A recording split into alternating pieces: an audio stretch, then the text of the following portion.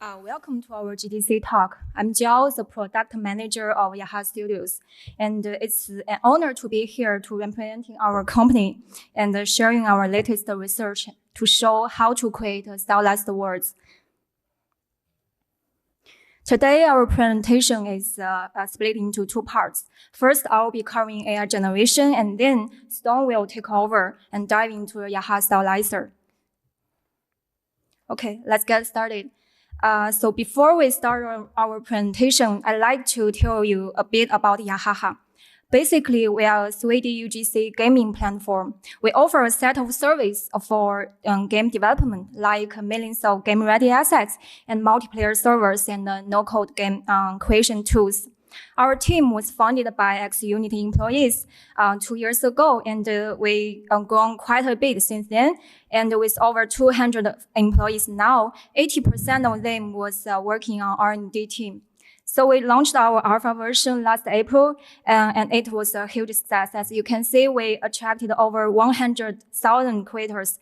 They made over 10,000 super fun games. Okay, so now let's check out some highlight videos of Yahaha over the past year.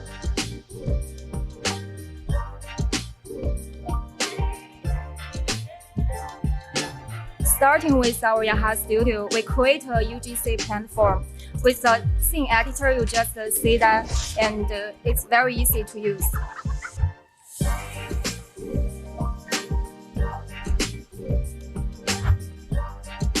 You can publish your games with one click and play with your friends and your families. We also provide millions of assets, as you can see, including 3D models, game logic assets, and components.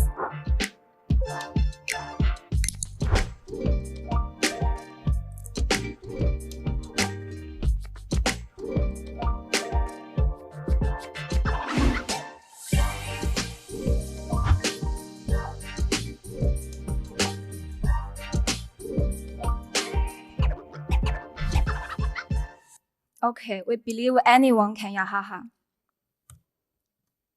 Now let's get back to AI. We'll talk about how AI can help you build your game. Recently, AI has been so popular with the trend, I've revised my PPT again and again to keep it up. So as a former video displayed, our platform could be separated to 4 stages. Each stage can be super useful for our AI system. Starting with the exploration, as we can see, we provide over 1 million game-ready 3D assets, allowing anyone to bring their ideas to their life, including 3D models, animations, and more. The next stage is create, so where we focus on bringing more scalability and accessibility through drag and drop. With external assets by simply importing your FBX, as well as we also provide game logic components from AI to NPC modules. If you are a high-level user, maybe you can program or you can code. And we also provide Lua scripting and no graph to get more scalability of your game. So we need to say that all the stuff can be found in our asset library as an asset, which are ready for instant use. After one-click publishing, the game can be played on both PC and mobile platforms. Let's take a look at some amazing contents built by our community users.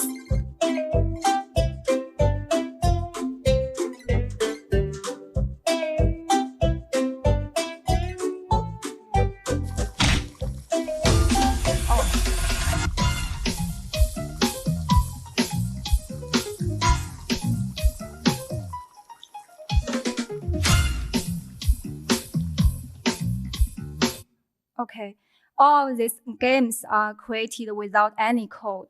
It looks like we already have a complete metaverse system then, but even so, we still feels like there's a long way to go. We are exploring how we can accelerate the process, like we can help our creators make their content faster, better, and more efficient. So that's why we realized that maybe it's the time to integrate AI into our studio. So what is generative AI? Since the release of ChatGPT last year, I know it has become part of your lives, inspired much more interest in AI across all of the industries. There's a hot term, generative AI. It refers to the content that is created by artificial intelligence. With the launch of GPT-4 in recent days, more and more people believe that generative AI is well on the way to build a creative world. So today in this room, we are game industry practitioners from all over the world with different jobs. As you can see, basically we all know that traditional game development is a highly structured process, like the picture shown here. It requires close collaboration between all of these teams. So the biggest challenge is that there's a significant barrier between each job. For example, if you are a 3D artist or you are a gameplay developer, apparently it is super hard to create your own games because the amount of game creation knowledge can be overwhelming. Let's say game development is out of reach for our normal people who dreaming of getting into it. So that's why we built Yahaha. We want to lower these barriers to democratize 3D content generation. If you are not a professional artist, don't worry about that. Like me, we provide millions of game-ready assets. Also, we have an all-in-one editor, as you can see in our demo video, is what you get by simply dragging and drop assets into your world. Or if you are not a programmer, we also provide no-code systems like logic assets, gameplay components, and no graph. For distribution, we handle the whole process, including cross-platform CI/CD, data service, and more. That means we make it possible for our normal people to build their 3D worlds. You no longer have to worry about artist work and program work and the distribution work. And we believe that it has the potential to revolutionize the gaming industry. Based on this, we create a Yahaha AI system named YAI, means why we need AI on our platform. It is currently in its testing phase.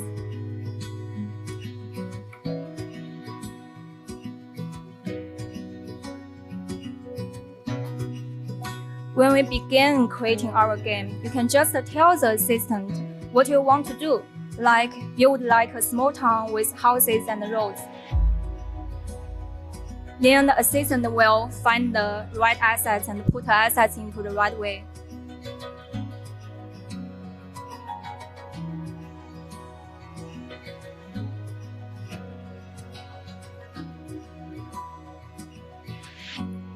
And if you want some fence around the house, then it can be possible.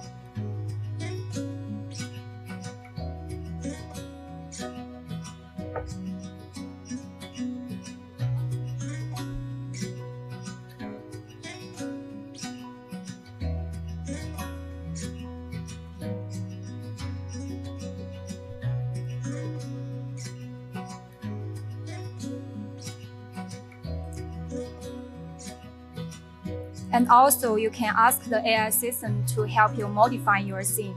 It is super cool.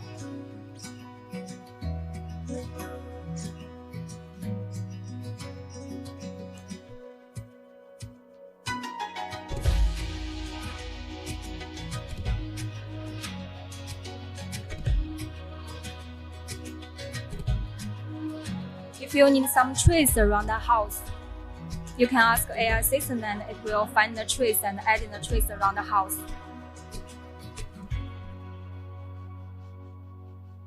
Or you can add in a car. If you don't want this car, you can change the material.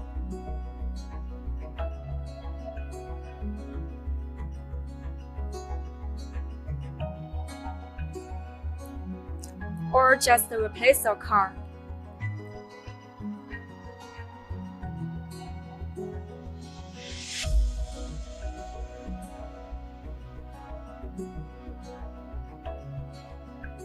If you want an animal to your world, then you can just ask the AI system to add one to you. The animal have many animations and they can interact with you in your game.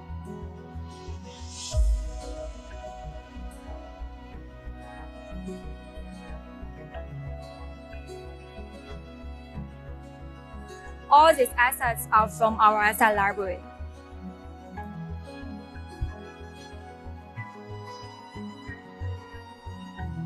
If you want to add a game logic, maybe you can just ask the AI system to writing a code.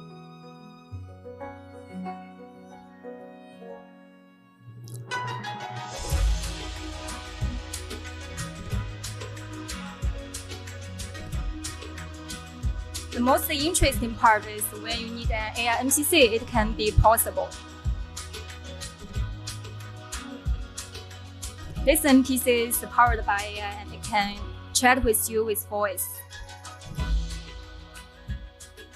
Sure. Yahaha is a magical world full of adventure and excitement. It's a place where you can explore and discover new things and challenge yourself at the different levels in games. Okay, that's all.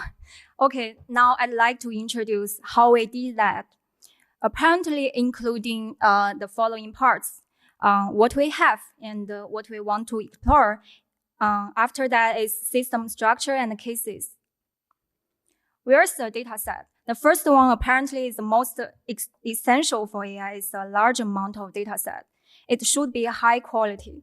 Fortunately, we got a huge and strong asset library, as we said before, with all kinds of cool stuff like 3D assets, like the audio and effects, also with the logic. Our AI system is based on this. Like we can find a car the players can drive, or we can simplify the script that is specific game logic. All these assets can be used as our game elements. Also, it can definitely be used by our AI. So this is a large data set, a big treasure for our AI assistant. So how to build the best looking world? The very first and essential step for creating an AI system is the data processing. I'd like to say the most challenging part is art standardization. To adapt with millions of assets, this is not easy for us because they are from different files. They are from prefab, FBX, GLTF, and more other types. Also, they are built from different projects like Unity and Unreal. It is super complicated for us. So we have to build a unified art standard compatible with different render pipelines from models to effects as well as other types. So in this way, these assets can not only be used by our creators, but also it can be used by our AI to generate a better looking world. After that, we want to make sure the generated scene has optimal performance. Because we are a UGC platform, our generated games will be published to PC and mobile platforms. So we need to find a balance between art and performance, not only with unified art style, but also with unified data processing pipeline. So we need to, that means getting everything in sync, like the render pipeline, like lighting and shadow, polygon count, LOD, texture, and collider, and more. By doing this, we not only ensure that our game can look great, but also we can ensure that our game can run smoothly on both mobile and PC platforms. After all the pre-process, we start data training. We put asset data as the meta info and asset picture into our model. We've trained the machine learning models to classify, to tag, and to audit all the assets to ensure that they all have meaningful information. Now we could start exploration. First, we want to explore AI NPC. NPC refers to AI characters, as you can see in our demo video, and unlike traditional dialogue trees and behavior scripting, AI can make NPC more reliable and realistic. As we can see in our demo video, we provide creators with a great experience where they can just add their NPC to the game by texting to AI assistant without needing to write any code, as you can see. This is super easier for us because AI NPC is one of the ability asset in our asset library. However, the most challenging part, as well as the most exciting part, is the AI generation work. This is quite hard, and that's what we want to focus on today. When we check out AI models on the market, we notice that ChatGPT can easily understand how objects are positioned in the real world. That's exactly what we need to build our worlds. So we decided to use ChatGPT as our underlying service. And by integrating with it, we finally achieved a text-to-game experience. That means our creators can make games by simply texting to our AI assistant. All right, let's dive into the structure of our system. We've got 5 layers to work with. First up, there's the input layer where you can tell the AI what you want to do, like, "Hi AI, add a desk in the living room." Then we've got an AI model layer. There's where ChatGPT comes in and turns your input into JSON format. It includes things like adding an object such as a desk or specifying its position and size. After that, there's a middle layer that handles all the API service, like finding the best desk for your current scene. Next, we will get a scene editor layer. This is where our 3D scenes get built. It will put the car in the right place, as you can see in the video. Finally, we've got a game layer that handles all the game processing, like global game setting and the global environment setting. Okay, now I'd like to share some prompts we've ever used when we developing our system. At the very beginning, teaching ChatGPT was pretty confusing. Sometimes the output is not meaningful, sometimes it's even not in JSON. But when we get successful outputs, more and more stable, it is definitely exciting and amazing. For example, on the right side, we told to ChatGPT, you are an assistant for users to create their 3D world based on the given 3D world data. Your response must be JSON or JSON array that strictly follows the specific format. So when the user input add a desk, then the ChatGPT will respond in JSON format, like action add, object desk. So we can define the ChatGPT in our model to be a JSON translator. Our studio will finally reconstruct the prompt to desk ID and position, as well as the current user context, and back to the ChatGPT. Then the process can be go on. So to summarize, our first version allowed us to explore the technical feasibility. And during the process, we find both pros and cons. We proved that the current technical framework could build a scene. And also, we verified the feasibility of our JSON format. Finally, we achieved an end-to-end result. This is really exciting for our entire teams. So we decided to use it as a foundation of our infra. However, we also find some issues, like we listed here, including the time cost and the token limits, and the JSON accuracy, also with code generation. So we made some big improvements with version 2. One of the key changes is that we added a classification model which uses all the object information captured by the scene camera as context to better understand the user's input. For example, if a user says like the picture here, "Hey AI, I need a sofa and a table in our living room," our assistant will take a picture of the room with a camera and convert it to the object data, like the information about the walls, information about the floor and the carpet, also with the TV and more. This data will be grouped into prompt as a context and sent to our classification model. So we have different ChatGPT models for the different tasks, like the green one, ChatGPT is for chatting with users and inspiring their creative ideas, while the green one, the pink one, Operation GPT, named the OPT GPT, serves as an AI assistant just like before. We also implemented a better issue process to improve the user experience. And of course, all of this is built on our powerful asset library.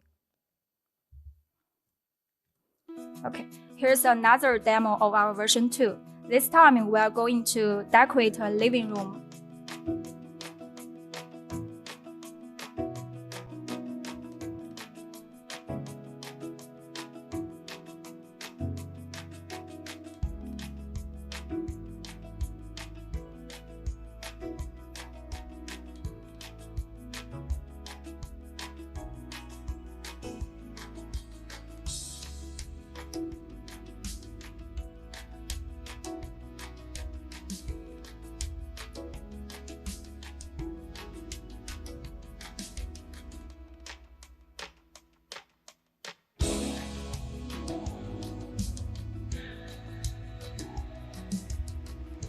also, if you want to make everything low poly in this living room, it can be possible because it can find everything in low poly and put it in the right place.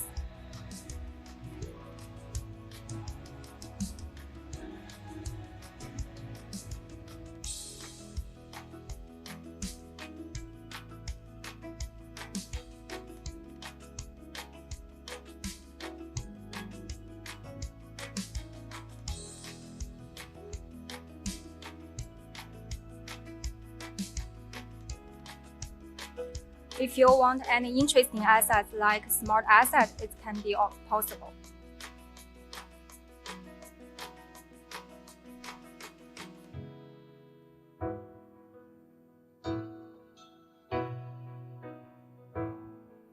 And if you want any background music, we can just ask the AI system to write a code for you.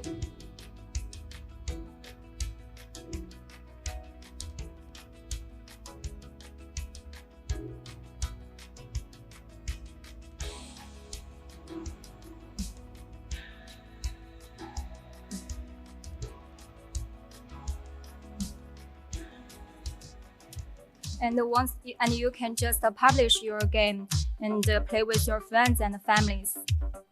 Yeah, okay. So what we discussed today is just the beginning of our AI assistant. This is what we achieved with AI. But we want to do more AI explorations like the picture. This is really a big structure, such as generating assets like VFX, audio, and textures, and developing some community support applications. We are also looking to create general AI players for our UGC games, which is really a challenge for us. This can interact and play with all the users. There is so much potential in the gaming industry with AI, and we are excited to see where it will take us next. So as an all-in-one platform, we are committed to constantly researching new technologies like AI to support our creators. With all our full-stack capabilities, we are dedicated to involving AI to provide a more immersive game creation experience. So to summarize, today we talk about how AI can help you create a game. And based on that, you can also customize your stylized words.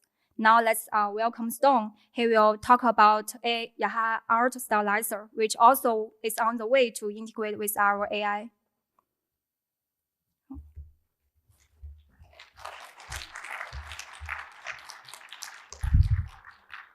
Well, hello everyone. I'm Storm, the tech lead of graphics and TAs at Yahaha Studio.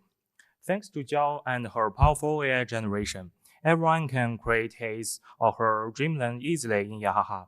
But sometimes this may still find it difficult to change the overall artistic style of the generated scene to what they want. So today I'm delighted to be here to introduce our new feature, the Yahaha Art Stylizer, to everyone to solve this problem. Yahaha Stylizer is an art style creation tool built into Yahaha Studio that allows users to instantly change the artistic style of their scenes and even create their own custom stylized worlds. It aims to achieve art directable in real time and cross-stylization, which allows for easy prototyping and fast iteration. So let's first watch a video to get a brief understanding of what it can bring to us.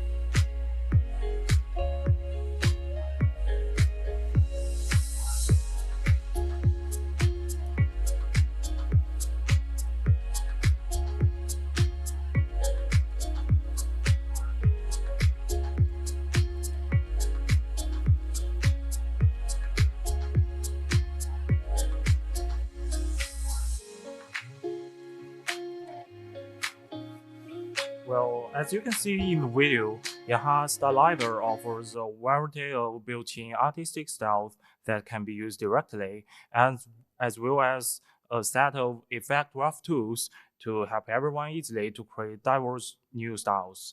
So all the different artistic style effects shown in the video were created using Yahaha Art Stylizer from only one single basic scene of PBR material. And most of these effects can be experienced in the early access version of Yahaha Stylizer, which you can play right now at our booth. Okay, so today I'd like to talk about the design and implementation of Yahaha Stylizer. So let's start from the interaction spectrum of it. So depending on the application domain of a given algorithm contribution, different degrees of interaction are required to make it practically useful. The spectrum of interactivity ranges from almost fully automatic processing to levels of control that are similar to those of traditional tools. Here are the schematics of interaction spectrum shown in the interactive NPAR by Dr. Tobias Eisenberg in 2016. It's a very famous image. I strongly agree with this point of view and have used it as a reference to design the Yahaha Stylizer's interaction spectrum. Yeah, in Yahaha Art Stylizer, for technical artists, they can use customized shading nodes, which can control render passes or shaders, which can provide the lowest level of controls. And in the middle, high-skilled artists can combine different effects to compose their own art styles using our effect graph tool. And for non-artists, the public, they are less skilled in traditional techniques and trying to replicate existing art styles, probably are happier with some given art style presets, a much high-level control with several configurable parameters.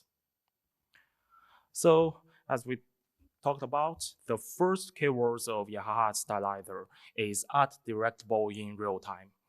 Traditional stylization pipeline typically require completing models, materials, and textures of the basic scene in 3D modeling apps, and then constructing the scene's lighting models, the special effects, and post-processing effects according to the certain art style in the composition apps. They work together to achieve the overall stylized effects in the scene and ultimately obtain a rendered output of the stylized game.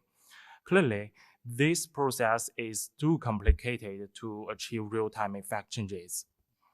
So to make it art-directable in real time, we need to decompose different stylized effects control into global control and local control. And the second one, the cross-stylization is another key feature of Yahaha Stylizer. We believe combining elements from different art styles is a great way to create new art styles and speed up the iteration of artistic prototypes. You can imagine combining the brush effects of oil painting with cartoon rendering, or even applying traditional Chinese ink painting to a cyberpunk-style night city. The possibilities are endless. And Yahaha aims to create ones and share across multiple platforms, so the Art Stylizer also needs to support crossing platform. Yeah. So how do we achieve these goals? Our approach is to use effect-driven framework. Stylizations are driven by effects and effect parameters, and new art stylizations are created by effects of different categories. For effect-driven pipeline, it's crucial to decompose art styles to specific effects of different categories and implement them using a set of universal rules. For example, physical-based rules can categorize effects into brush-based effects, the pigment-based effects, and the substrate-based effects. And algorithm-based rules can categorize effects into the edge-based effects and the abstract-based effects. So the effect-driven framework is a feasible way to allow users to combine and configure the decomposed effect nodes to create new art styles, or write shader directly to summon the new stylized effects. Today, I like to take the Chinese blue-green landscape painting art style, a branch of traditional Chinese ink painting, as an example. Let me introduce the Yahaha art stylizer's approach to decompose a very complicated art style and then integrate them into our effect-driven stylization pipeline. So first we introduce Chinese ink wash painting, also known as Chinese shanshui painting, which is a traditional Chinese painting art style that uses black ink and water to create landscapes, featuring mountains, rivers, and other natural elements. Techniques used in shanshui painting include brushstrokes, which create textures and effects, and ink washes, which dilute ink with water to create subtle gradations of color and tone. Artists typically begin with a rough sketch, then refine the composition and add details using a range of brushstrokes and the ink washes. And the great blue-green landscape painting is a branch of Chinese landscape painting that emphasizes fresh, bright colors and elegant lines. Typically, natural landscape elements are depicted using subdued shades of blue and green. So this masterpiece drawing, which is called 千里江山图, is one of the representative masterpieces of blue-green landscape painting. As you can see, besides brush strokes and ink washing, the representation of graded color between green and blue is another key technique that is employed to create a sense of depth and rhythm. So based on the analysis of the painting techniques, we can break down the style into different effects, including brushstroke-based ones, the ink-based ones, and the substrate-based ones. Then we can implement them separately. So let's start from the brushstrokes. The main technique of Chinese painting is the use of the calligraphic style lines, but it's more complex than writing. The common brushstrokes of Chinese painting include gou, cun, ca, ran. Gou is often used to depict the shape of the object, while cun, from the meaning of cracks on frozen skin, it depicts the three-dimensional information and various patterns of the object. So, more details about this. Gou is a technique used to outline the contours of the stone, using the tip of the brush to determine its shape. It can be understood as a special type of outline shading algorithm. And the right side, 皴擦, is a technique used to depict the texture or three-dimensional scenes of the stone. It draws lines or dots based on the texture of the stone. So it can be understood as a special type of cross-hatching painting technique. Okay, to implement the brushstroke-based effects, let's determine the position to draw hatching effect first. So in object space, we tend to believe the positions with higher vortex density contains richer texture information of the object, which can affect the calculation of hatching positions and density. Additionally, traditional Chinese technique emphasizes stone be divided into three phases: the sunny side, the shady side, and the intermediate side. So we also take the object's lighting and shadow information into the calculation. And in view space, we use material capture to add more art-directed information into hatching calculation. Artists can use a specific matcap image to control the drawing position and density of hatching. The blue-colored part shows different hatching positions and density controlled by two different matcaps. Oh, let's go deeper. In the traditional Chinese painting, there are countless variations of hatching technique, and there are dozens of commonly used hatching types. Here, we will introduce our approach to some commonly used hatching techniques with distinct characteristics. On the left side, in Chinese, 披马皴, It uses interlocking and uneven lines to depict the texture of the object. It utilizes more delicate and lighter lines. And the right side, it names 报时寸. It emphasizes on using thicker, heavier, and more curved lines to depict the hardness and roughness of the stone. Okay, but only by sampling brushstroke texture images can be monotonous. So we want to add more algorithm simulation of details, such as the flying white effect, also known as dry brush effect. The flying white is the effect of revealing white space in a brushstroke due to the ink being partially dried during brushstroke process. This technique can add a lot of fine brushstroke details. So we simulate the formation principles of flying white and implement them in our algorithm. The final color of the flying white effect can be calculated by this formula. dA in A stands for the initial ink density, and PA stands for the possibility function of residual ink when the brushstroke reaches current position. And what's more, the ink density function also feeds color C towards the substrate color CS.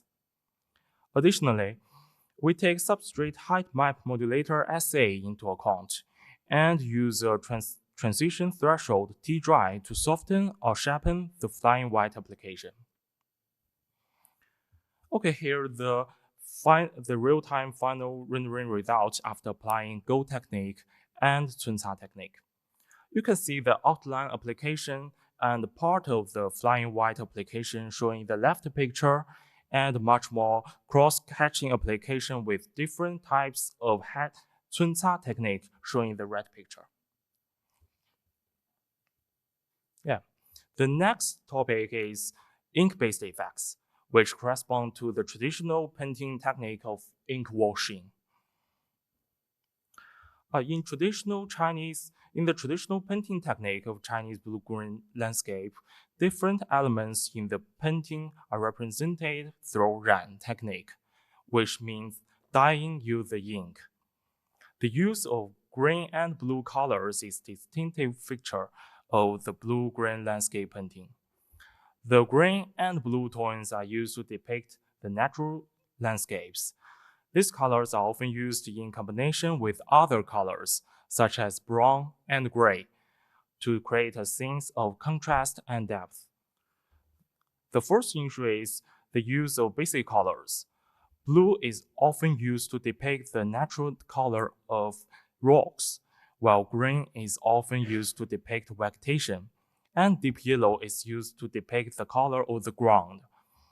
Another key issue is the way gradients are depicted, showing a gradual change from the light to dark and from sky to the ground. Okay, so we use blend curves of different layering and mix them up to calculate the densities and degrees of the ink shading. Traditional ink painting layers include distance layering, which divides the landscape in the picture into foreground, middle ground, and background, according to their distance to the camera. And vertical layering, by the differences between elements such as cross, mountains, and ground. And shading layering, which is similar to the lighting and shadows, which uses brightness and darkness to control the color intensity of different parts, enhancing the depth of the image. And what's more, a separate geometry mask path is used to draw a mask based on the geometry information of different scene objects. It reserves a unique G buffer for mixing blue-green gradients in terms of a three-dimensional low-frequency noise map. We use one global 3D noise to solve the problem of different requirements for distant mountains, nearby stones, and overlaying the blend curves of distant, middle, and near view to increase the layering of the whole scene. Yeah, here are the final rendering results in real time after applying ink washes and graded colors using our ink-based effect applications. And another factor that we need to consider is the substrate. The Chinese ink painting often uses different types of substrate, such as the mature thin paper, the raw thin paper, and the silk. Different substrates have different physical properties, which can affect the actual painting effect. This masterpiece shown in the left side used mature thin paper. It does not bleed ink. And the middle one uses raw thin paper. These types of substrate has strong water absorption and water permeability, which causes it to dissolve upon contact with water and creates rich variations in ink expression. And the right one, it used silk. Silk fabric is woven with crossed threads. It will be thicker than paper fibers and have obvious vertical and horizontal textures. So firstly, we choose to analyze the physical properties of substrate.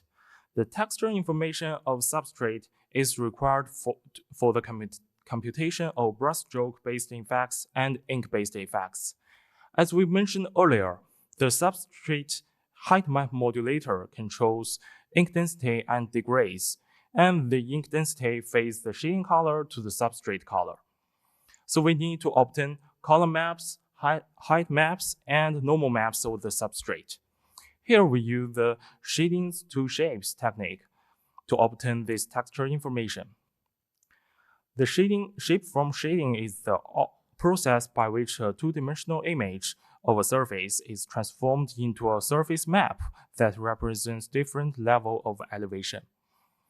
Here are the results we got of raw thin paper and the silk. You can see the obvious difference between the textures of their physical properties. And about the substrate distortion, in short words, rough profile can shape small distortions on painted area. And surface inclinations can shift pigments toward the valley of the paper. It makes the brush strokes not showing exactly the same as the brush goes. And for substrate lighting, here means the lighting calculated of the substrate itself, which is controlled by the light direction and roughness. Because we don't draw the substrate individually, this will be included in the final screen space post-processing filters. So based on the analysis of substrate physical properties, we can use some shading techniques to simulate the substrate-based effects.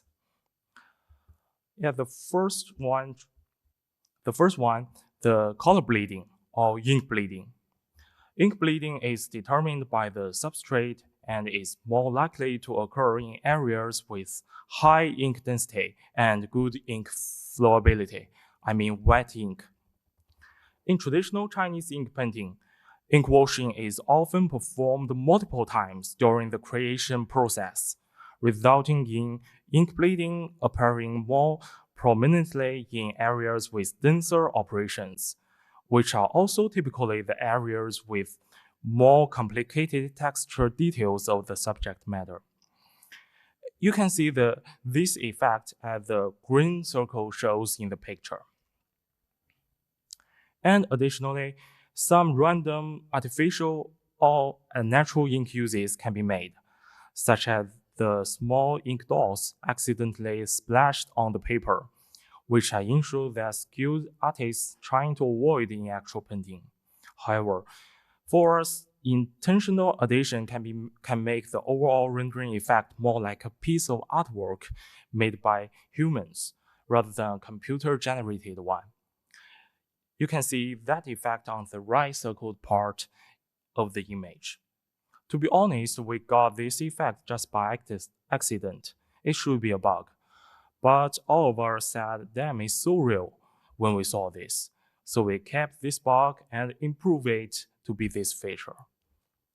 And finally, antique works like screen space processing filter was added to make the final rendering results looks like a masterpiece from almost 1,000 years ago. Here are the final rendering results in real time after applying substrate-based effect applications. And here the full picture of the final rendering result of great blue-green landscape painting style in Yahaha Studio, just like what you see in the video. Yeah, there is much more I would like to talk about the Yahaha Stylizer, but time is limited. So I will focus on introducing two additional directions that we are actively researching and developing. The artistic styles in painting and other art forms may not conform to the physical extents of objects in real world when depicting their shapes. The commonly used mesh for representing models' geometry information may not meet all the requirements for implementing all possible artistic styles. For example, the Chinese ink wash landscape painting can achieve better and impressive effects on models with higher vortex density, while pictorial art style tend to favor lower vortex density to reduce the processing complexity. So it may be a good choice to use some other model data format, like the sign distance field, to store basic object space information and reconstruct mesh topology according to the art style in real time. And upon our effect-driven framework, datasets of different art styles are ready to use for our AI training project and AI generation project. We are working hard to enable AI to assist you in your artistic creation, such as providing you with references and recommendations for artistic styles. Okay, thank you for your attendance and for taking your time to listen to my presentation. And I also want to thank all my talented workmates, without whom it would be impossible to achieve such impressive results in just a short period of a month and a half. Currently, Yahaha Stylizer is still in the early access stage. You're welcome to play it at our booth, or you can email me to request an early access version. If you have any other questions or suggestions, please feel free to email me and get in touch. Okay, at last, allow me to introduce our Creator Incentive Program. At Yahaha, we believe in the power of game creators. That's why we are excited to introduce our Creators Incentive Program, designed to help game creators like you to bring your ideas to life in our platform. Our program offers a range of services and incentives to support you, including cash incentives and community building opportunities. With our development tools and technical support, you have the freedom to create amazing games for our community of players. So if you are ready to join the Yahaha family and start making great games, just reach out to us through email or at our WhatsApp account below. Let's work together to create the unforgettable gaming experience. Okay, I'm not sure if that's enough time for question and answers, and I'm sorry I have a playable demo show of Yahaha Stylizer in our booth at 2 p.m. today. If you have times and interests, you can join me in Yahaha's booth at S441, which is next to the Meta. If you want to try out our new features of Yahaha Stylizer and AIGC project, you can always find Jiao and me at our booth, and I believe you will have an excellent experience there. And if you have any other questions about our AIGC project, please feel free to ask Jiao and me. Again, thank you for coming.